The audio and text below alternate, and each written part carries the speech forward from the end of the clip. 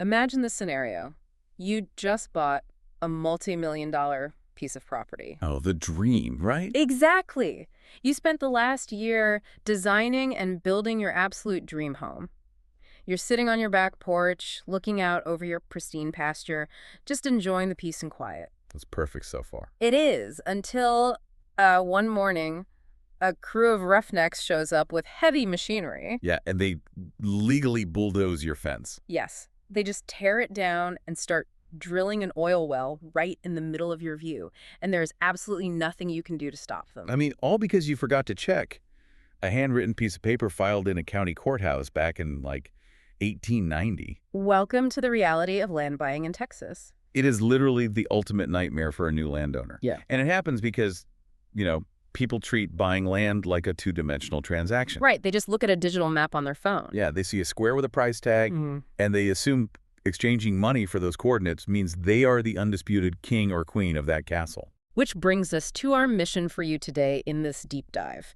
If you're listening to this, you're likely looking at the real estate landscape in Brazoria County, Texas, here in the spring of 2026. And it is a complex landscape. Very. We have a massive stack of sources in front of us. We're talking executive real estate reports, complex tax codes, USDA soil surveys, new legislative bills, and infrastructure updates. It's a lot to process. It is, but we're going to decode all of it to build what we call your multidimensional expertise. Because buying land here isn't just about finding a pretty view, it's about playing three-dimensional chess with geography, bureaucracy, and history. Absolutely. The smartest investments, the ones that actually secure a lasting legacy, are made by those who understand what's happening underneath the dirt, above the sky, and behind closed doors at City Hall.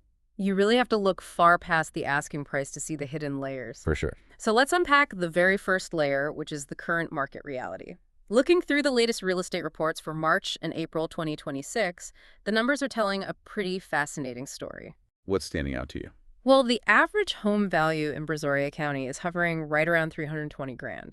That's actually a slight dip from last year. Right, about a 0.9% decrease, if I recall. Yeah, exactly. And the median sale price is coming in noticeably under the list price. Which means buyers are finally successfully negotiating again. Finally, right. But the stat that really caught my eye is the inventory. In the southern parts of the county, we're looking at an 8-month supply of homes and land. Wow. That 8-month figure completely flips the power dynamic of the entire region. How so? Well, 6 months of inventory is generally considered a balanced market. So hitting 8 months means the leverage sits entirely with the buyer. That makes sense. If you connect this to the bigger picture, just think back to the absolute frenzy of the early 2020s. Oh, it's wild. Buyers were waiving inspections, making sight-unseen cash offers within, hours of a listing going live. It was high pressure, highly volatile, and incredibly dangerous for long-term investments. The report also notes that properties are staying on the market for an average of about 60 days now. But I have to wonder, is 2 months on the market really that much of a game changer? Oh, absolutely. It doesn't sound like a massive eternity to figure things out. In the world of commercial and rural real estate, those 60 days are the ultimate luxury. They give you the one thing you desperately need to avoid a catastrophic mistake. Which is? Time for due diligence. When you aren't terrified of losing a property to a competing cash offer by sunset, you have the breathing room to order thorough environmental surveys. Right, you can actually check the soil. Exactly. You can bring in structural engineers. Yeah. You can have attorneys run deep title searches. That time is basically a shield protecting your capital. So patience is quite literally paying off in 2026. Big time. And the very first thing you need to use that newly acquired time for is figuring out exactly whose rules you have to play by once you sign the deed. Yes. The invisible boundaries. Right, a layer of invisible boundaries that a lot of buyers don't even know exist. The legal landscape regarding jurisdiction in Texas has undergone a massive seismic shift recently, primarily due to Senate Bill 2038. SB 2038. Yeah, this legislation went into effect a few years ago, but we're really seeing its full landscape-altering impact right now. It fundamentally changed how extraterritorial jurisdictions operate. Let's define that for anyone who isn't deep into municipal planning. An extraterritorial jurisdiction, or an ETJ, is essentially a buffer zone just outside a city's official limits. Right, it's the city shadow. My favorite analogy for living in an ETJ is that it's like being bound by a strict homeowners association for a neighborhood you don't even technically live in. That is spot on. The city gets to dictate how you divide your land and what your streets look like, but you don't get to vote for the mayor and you don't get to use the community pool. And that tension has existed for decades. Cities like Pearland, Angleton, and Manville use their ETJ powers to heavily control growth on their fringes. But SB 2038 introduced a radical mechanism, didn't it? It did. It gave landowners the power to petition for immediate release from that city oversight. Because like that. Basically. If a petition gathers signatures from more than 50% of the registered voters in a specific area, or if it's signed by the owners of a majority of the land's value, the city is essentially forced to let them go. And what if the city just ignores it? If the city refuses to act within 45 days, the land is released automatically by operation of law. Wow. That is a staggering amount of power handed back to the property owner. But looking at the sources, I'm noticing that the desire to use this law heavily depends on which specific city's shadow you happen to be sitting in. Very true. The cultures of these local governments are wildly different. The philosophical differences in how these cities handle development are, well, they're striking. Take Pearland, for example. Okay, what's their approach? They govern growth through a highly sophisticated unified development code. It is rigorous and entirely digitized. Like everything is online. Everything. If you want to take a large parcel of land and simply split it into 2 lots, you are entering a formal platting process through a digital portal called CityWorks. Sounds kind of intimidating. It is an algorithmic, bureaucratic maze. You won't even secure a spot on a planning agenda until every single digital comment from every city staffer is addressed and cleared. Yikes. And then you drive a few miles south to Angleton, and it feels like a different century in terms of process. Completely different. They use an Administrative Development Procedures Manual, and their major hurdle is something they call a DAWG meeting. The Developing Angleton Working Group? Right. The DAWG meeting is mandatory, and it is the complete opposite of a digital portal. What actually happens there? Before you spend a single dollar pouring concrete or moving dirt, you are required to walk into a municipal conference room and sit face-to-face with the city planners, the civil engineers, and the fire marshal. Wow, an actual cross-examination. Yeah, they want to look you in the eye, physically point at your paper plans, and hash out the infrastructure requirements in real time. I can see how both of those approaches, the cold digital maze of Pearland or the intense, in-person DAWG meeting in Angleton, could frustrate a buyer who just wants to build a barn and a house. Oh, absolutely. It completely explains why the real estate reports are documenting what they call landowner revolts. There was recently a petition in Angleton alone covering over 100 acres of land seeking release. And taking a totally neutral look at the legislation, the trade-offs of SB 2038 are immense. How so? Well, by successfully leaving an ETJ, you gain the ultimate freedom. You're liberated from municipal subdivision rules, meaning you can design your property exactly how you envision it. But I'm guessing there's a but. Always. That freedom comes with a very heavy cost. You lose the safety net. Precisely. You immediately sever any future opportunity to tie into the city's municipal water or sewer lines. You are entirely on your own for your utilities. 100%. Seceding from the city sounds incredibly liberating until you realize you are now entirely responsible for managing the ground beneath your feet. And that is not easy in this county. Right, which leads us to the physical reality of Brazoria County, because the dirt here is, well, it's angry. That's a good word for it. To the untrained eye or, to a buyer looking at photos online, the ground just looks like typical coastal prairie. Looks nice and flat. Right. But the USDA soil surveys reveal a highly volatile foundation. The county predominantly sits on deep, expansive clay. Specifically, the Brazoria and Lake Charles soil series. Locals generally refer to it as gumbo clay, right? Exactly, gumbo clay. The best way to visualize this gumbo clay is to imagine a giant, slow-breathing sponge buried right beneath the topsoil. Yep. When the heavy Texas spring rains arrive, this clay sponge absorbs the water and swells violently upward, pushing against everything above it. And it exerts a massive amount of force. And then, during the blistering triple-digit heat of the summer, that sponge dries out entirely. It shrinks, recedes, and cracks wide open. The structural implications for anyone building a home on that sponge are massive. A buyer moving from another part of the country might assume they can just pour a standard concrete slab and start framing walls. Bad idea. Terrible idea. If you do that on gumbo clay, the sheer force of that soil, heaving and dropping, will literally snap a standard foundation in half. Wow. It'll jam your door shut, crack your drywall, and shear your plumbing lines right off the fixtures. So how are people building multi-million-dollar estates here in 2026 without them tearing themselves apart? You have to over-engineer the foundation from day one. Buyers have to budget for a post-tension slab. What does that involve? It uses a grid of high-strength steel cables pulled incredibly tight to hold the concrete together against the pressure of the soil. So it basically creates a rigid raft. Exactly. Or you elevate the home on a deep pier and beam foundation, drilling massive concrete pillars deep into the earth, Past the sponge. far past the active moisture zone of that clay, down to stable ground. And the soil problems don't stop at the foundation. Because this clay acts like a dense sponge, water does not drain through it quickly. It has incredibly slow permeability. Which is a huge issue for utilities. Right. If you've used SB 2038 to leave the city's utility zone, you have to manage your own wastewater.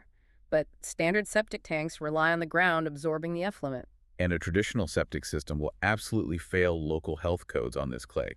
Instead, the county mandates the installation of aerobic treatment units, or ATUs. I was reading about these in the sources. They aren't just holding tanks. They are essentially miniaturized municipal wastewater plants installed in your backyard. That is the perfect description. An ATU uses an air compressor to inject oxygen into the waste. This promotes bacteria that actively digest and clean the effluent. Like a science experiment. Pretty much. Once the water is treated and sanitized, usually with chlorine, a pump sprays it out onto a designated area of your lawn through a specialized sprinkler system. Oh, wow. So it waters your lawn, too. Yeah, they are highly effective, but they are expensive to install. And the county requires you to maintain a continuous, lifetime maintenance contract with the certified technician to ensure they don't fail. It is a phenomenal amount of engineering just to flush a toilet and keep your floors level. It really is. And we haven't even factored in the climate data yet. The 2026 pending FEMA flood insurance rate maps are painting a very stark picture for this coastal region. Very stark. The models show a 95% probability of a 5-foot flood event hitting the area by the year 2050. Which is why local regulations are incredibly proactive. The county mandates that all new residential construction must be elevated at least 2 feet above the FEMA base flood elevation. 2 feet above the flood line. Right. And even if you find a parcel of land that happens to sit in a low-risk zone, the local engineers strongly advise bringing in enough fill dirt to build at least 24 inches above the natural grade. Just to be safe. Always better to be safe with water. Okay, so you survive the angry clay, you elevate your home above the flood models, and you install your own miniature water treatment plant. You look at your budget and think the bleeding has finally stopped. But it hasn't. No, because then January rolls around, you open your mail, and you realize you forgot about the invisible financial architecture, the property taxes. This is arguably where out-of-state or out-of-town buyers get blindsided the most. If you do a quick online search, the Brazoria County Commissioner's Court boasts an incredibly low tax rate. They recently adopted a no new revenue rate of about 30 cents per $100 of valuation. It sounds like an absolute steal. It sounds like a steal because it is only a tiny fraction of the actual tax web. Right. That 30 cents keeps the county courthouse running. But the real financial weight comes from the independent school districts and the municipal utility districts. Let's talk about those municipal utility districts, or MUDs, because the rates can be staggering. We are seeing total tax packages easily crossing 2.5%, sometimes nearing 3% in rapidly developing areas like Iowa Colony. Why is that specific layer so heavy? Well, a MUD is a financing mechanism for raw land. When a developer buys a massive tract of empty prairie, there are no water pipes, no sewer lines, and no paved roads. Right, it's just dirt. Exactly. Yeah. Instead of the developer paying cash for all that infrastructure, which, would make the homes way too expensive to sell, they form a MUD. Okay. The MUD acts as a mini-government that issues municipal bonds to borrow the millions of dollars needed to lay those pipes and pour that asphalt. And who pays back those bonds? The eventual homeowner. You pay off that infrastructure debt through your annual property taxes, usually over a period of 20 to 30 years. That perfectly explains the 3% tax rates on new builds. But how do the massive heritage ranches in the county survive? Nobody is paying 3% on 500 acres of land. No, they utilize the 1D1 agricultural exemption. The ag exemption. Right, though legally speaking, it's actually a productivity valuation. The appraisal district agrees to tax the land based on its capacity to physically produce agricultural goods like cattle or hay rather than its fair market value. And how much does that save? It can completely slash a property tax bill by upward of 90%. Wait, hold on. Are you telling me I can buy 10 acres of land, buy 3 cows, let them wander around my front lawn, and the government just magically deletes 90% of my tax bill? Not exactly. There has to be a catch. There is a massive catch, and the Brazoria Central Appraisal District enforces it rigorously through what they call intensity standards. Ah, of course. You cannot just put a cow on a lawn. You must prove you're running a legitimate, sustained agricultural operation. The baseline requirement is that you must support at least 3 animal units, with 1 unit equating to 1,000 pounds of animal. Okay, so 3,000 pounds of cow. Right, but the county knows the carrying capacity of that gumbo clay. On improved pasture in Brazoria County, the standard is 3 acres to support a single cow and her calf. Oh, wow. So to hit the absolute minimum threshold of 3 animal units, you need at least 9 acres of actively managed, fenced, and sustained pasture. That's a lot of land. And a lot of work. We are talking vet bills, supplemental feed during droughts, water troughs, and annual inspections. That is a part-time job, not a tax loophole. Exactly. And what happens if you decide you are tired of being a rancher? Say you buy that 9-acre exempted property, but you want to pave over half of it to build a massive workshop and a circular driveway. You trigger the rollback tax. A rollback tax. I like to think of it as a financial tripwire hidden in the tall grass. When you change the use of the land from agriculture to residential or commercial, the government literally rolls back the clock. What does that mean financially? They calculate the difference between the tiny tax you paid and the massive tax you would have paid based on market value for the previous 3 years. Yeah. And they hit you with the entire bill at once, plus a 7% annual interest penalty. Ouch. Yeah, it has bankrupted buyers who failed to do their homework before firing up the bulldozers. It is a ruthless system. But looking at the broader economic data, you start to understand why the county needs this complex, aggressive tax base. We have a lot to manage. Right. They are trying to balance quiet, rural, agricultural living with a booming global industrial complex right next door. Brazoria County is a quiet powerhouse. We are talking about a $30 billion petrochemical industry anchoring the economy. That's massive. It is. Port Freeport is currently executing a massive harbor deepening project, dredging down to 56 feet to accommodate the massive Neo-Panamax cargo ships. It is a global logistics hub, Right. and the Brazoria County Expressway extension to CR56 is at 90% design, going to bid in the summer of 2026. The infrastructure is definitely scaling up. But reading through the recent municipal minutes, there is a fascinating shift in local attitudes toward all this growth. You're referring to the data center. I am. The county has historically been incredibly industry-friendly. However, the Commissioner's Court recently made a decisive move to reject a $10.5 million tax break for a proposed $3 billion AI data center near Sweeney. Right, the old ocean data center project. Exactly. And keeping this entirely impartial regarding the politics of it, the debate was rooted purely in resources. How so? The local residents heavily pushed back, arguing that a massive AI data center would place an unbearable drain on the local water supply and the regional power grid, all while providing very few permanent, high-paying jobs for the actual community. Interesting. The county leadership listened to that argument and said no to the tax incentives. It really signals a highly mature approach to development. The county is no longer just writing blank checks to anyone with a corporate logo. Right. They are performing a strategic balancing act, ensuring that new projects provide clear, sustainable, long-term benefits to the citizens without exhausting the local infrastructure. And part of modernizing that infrastructure is tackling the digital frontier. If you are buying a remote ranch out by the San Bernard River, your biggest fear might be losing your connection to the outside world. Internet access is huge. It is, but the federal BEAD grants, the Broadband Equity Access and Deployment Program, are actively funding rural connectivity. Companies like Nextlink and Starlink are deploying resources to ensure that by the end of 2026 or 2027, even the most isolated legacy estates have reliable, high-speed internet. Which is the final piece of the modern rural puzzle. It allows a buyer to escape the city, build their fortress, and still actively participate in the global economy. So let's look at the board. You have the satellite internet beaming down from the sky. You have navigated the invisible ETJ boundaries on the surface. You have engineered your foundation for the gumbo clay and the floodplains. You're doing everything right. You are actively managing your cattle to survive the property taxes. You think you have mastered the game. But you missed the oldest, deepest trap in Texas real estate. The severance of the surface estate from the mineral estate. Going back to that nightmare scenario we started with, under Texas law, owning the dirt you walk on does not automatically mean you own the oil, gas, or minerals buried beneath it. A tough concept for outsiders to grasp. I view it like owning a beautiful, secure house, but a total stranger holds a VIP, all-access pass to your living room, and the law says they can walk in whenever they feel like it. Legally speaking, Texas considers the mineral estate to be dominant over the surface estate. Dominant. Yeah.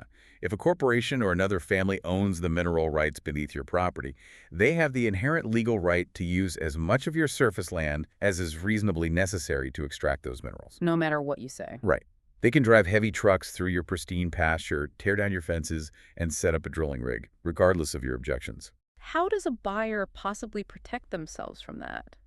You can't just glance at a standard property deed from the previous owner, can you? No, a standard 30-year title search, the kind your mortgage company runs, will not protect you here. Then what do you do? A multi-dimensional buyer must hire a professional landman or an attorney to run a sovereign title search. Sovereign title search. Yes. This means tracing the chain of ownership all the way back to the original land grants from the state of Texas in the 1800s. Wow.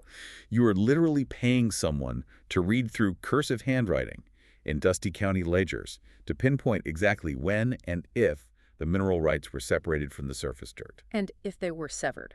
If that title search proves a corporation owns that VIP pass to your property. Then your due diligence period, those 60 days we talked about at the very beginning, becomes critical. Right, time to negotiate. Before you close on the property, you must negotiate a surface use agreement or a waiver of surface rights with the mineral owner. What does that do? It's a legally binding document that strictly prevents them from using your specific surface area to access their underground assets. They can still drill, but they have to do it from a neighboring property horizontally. Okay, that makes sense. That single piece of paper is the only thing that truly keeps your legacy estate safe. It all connects perfectly. To truly be a multidimensional land buyer in Brazoria County in the spring of 2026, you are juggling an incredible array of variables. You really are. You are leveraging an 8-month inventory supply to buy yourself the luxury of time. You are utilizing SB 2038 to escape municipal oversight. You are pulling high-strength steel cables through concrete to defeat the gumbo clay. And you're raising a herd of cattle to shield yourself from MUD taxes. Exactly. And you're tracing cursive handwriting back to the 19th century to protect your pasture from oil derricks. It is the ultimate game of three-dimensional chess. True ownership is never just about having enough capital to afford the purchase price. It's so much more than that. It is about having the strategic intelligence to protect that land against the forces of nature, the complexities of bureaucracy, and the ghosts of history. You have to evolve from a simple buyer into a strategist. And that brings me to a final thought I want to leave you with today. We have spent this entire deep dive exploring the push and pull between landowners and power. We covered a lot of ground. But consider this final tension. Let's say you master the board. You petition under SB 2038 and legally secede from the city's oversight. You win your ultimate freedom. Sounds great. You build your completely unregulated, perfectly engineered legacy estate on top of that coastal clay. But then a sovereign title search from 1885 proves beyond a shadow of a doubt that a faceless energy corporation owns the millions of dollars of minerals resting right beneath your boots. The ultimate trap.